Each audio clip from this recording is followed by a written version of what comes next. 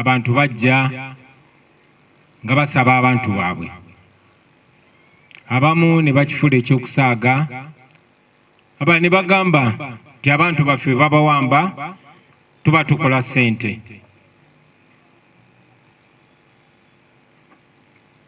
olulala n'akulira akakiiko k'eddembe ly'obuntu mukyala wa Ngadya naye olunaku olumu yagamba abo abantu tebaliiyo tuyiya bayiye olunaku lwa leero era tukyali mu mbeera y'emu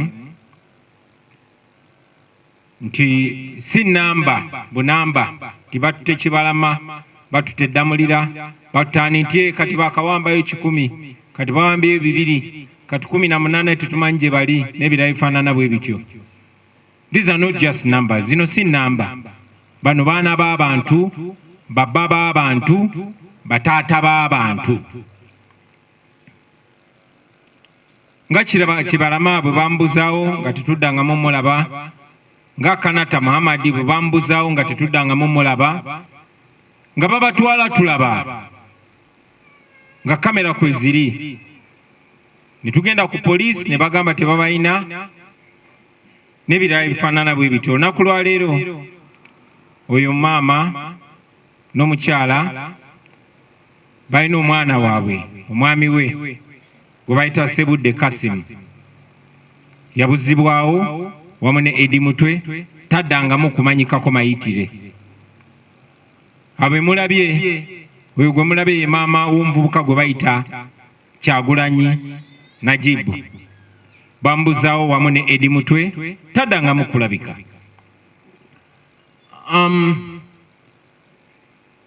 Edi Mutwe poliisi n'amagye bavaayo ne bamwegaana tebamuyina tebamanyi gy'ali openly. Olunaku lumu, naku 2, naku 3, naku 4 paka mutabani wa Museveni bwe yavaayo mu kudaala okw'ekika ekya waggulu, mu kusosola, mu kuvvoola, mu kutyoboola okw'ekika ekya waggulu, n'agamba temutawaana. Edi Mutwe nze muyina ali mu basement yange ndi mumuyigiriza Lunyankole.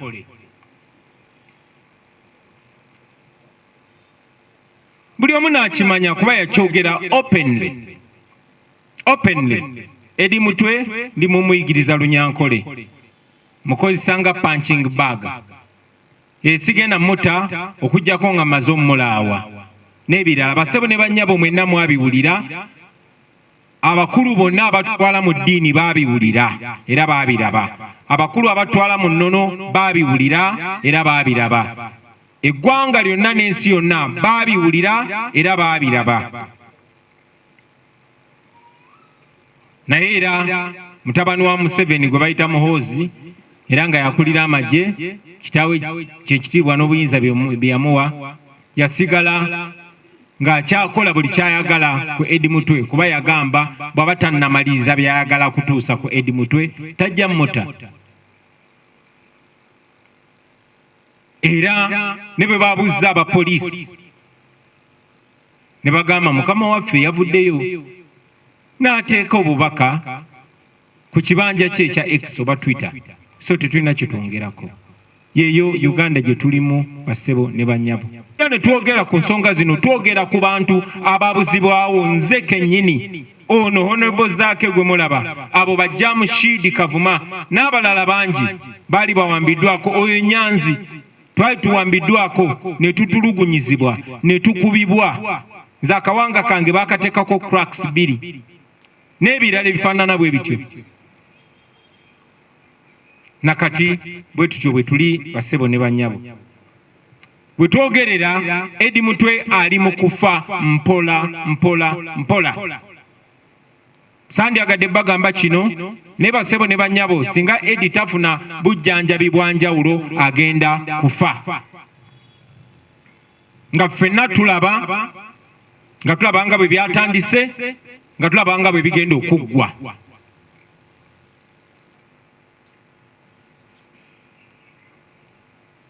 so bwe tusitula amaloboozi gaffe kye twogerako kye kino ekiba kiri mu kugenda mu maaso. Edi Mutwe yatulugunyizibwa. Muhoozi nakuba ekifaananyi kya Edi Mutwe ng'ali bwereere n'akiteeka ku mutimbagano, buli omu n'akiraba nga mwe muli n'abaana be abato naddala b'obuwala. Kansoma Jerani abadde decent, ebimu abadde abikomako, ne ku ngeri gye yanyinyonnyodde Edi Mutwe embeera gy'alimu. Nandigambe tumusabire, naye okusaba tekumala, tumulwanirire.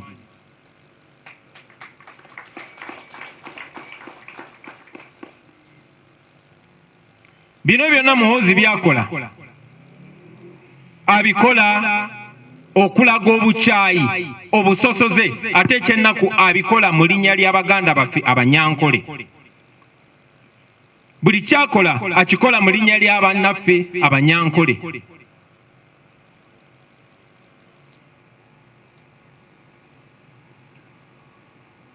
Yensonga lwaki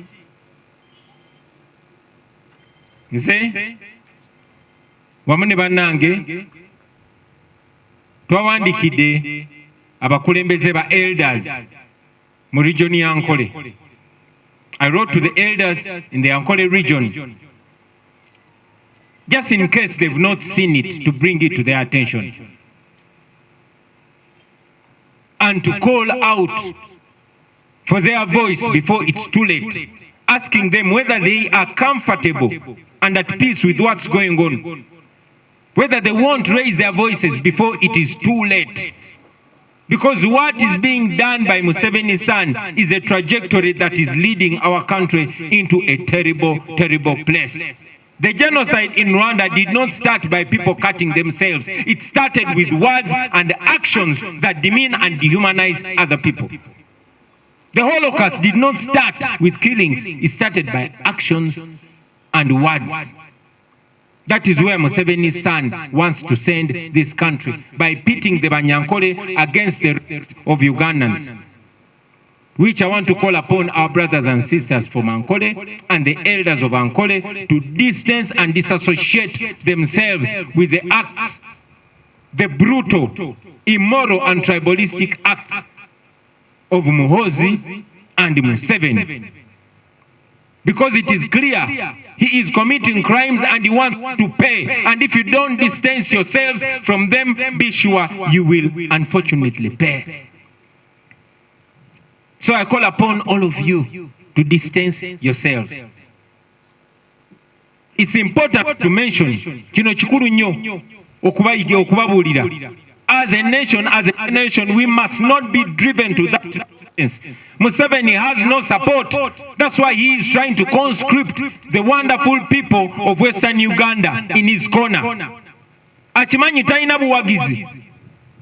Kati ayagala ku making sure are going down ne Uganda, but most importantly are going down ne Western Uganda. This is not a war between the Banyankole and the rest of Ugandans. It is a war between Uganda and impunity. So let us not be led into that tribal trap. In any case, nekino kanchibagambe. Batuyigiriza tewali asobola bafuula abasireevu nga temuwadde permission. Nobody can enslave you without your permission. That is why when colonialists came here, it was not whites doing all the brutality. They used locals. Ne bano abantu be bakozesa abasinga obungi baamuno. Ate abalala bannaffe oba tubadde nga tubalabanga bannaffe. Okugeza mu keesi ya Edi Mutwe, keesi ya Akireo Kivumbi, Gaddafi Mugumya ne Wakabi Smart. Abantu betwakolanga nabo, betwalinnyanga mu kimu, nga n'omu ku bo yali mumyuka wange, n'omulala nga mbaka wa parliament ku kadi yaffe, be bakozesebwa. Kubanga Muhoozi Edi Mutwe yandibadde amudibiridde neye atulugunya n'aweereza abanamuggalirawo batya. Bwe twagenda okuziika muganda waffe Pascal yali e Bungereza, bano bannaffe oluvannyuma lw'okukola ebikolobero era ne tubanika eri ensi yonna baayagala okututyobola ku lunaku olwo. Ensonga lwaki beeteekateeka okukola effujjo, baakwata ebipande, Kyagulanyi tetukwagala wano, NUP muwagirwa abagwira n'ebirala bifaanana bwe bityo.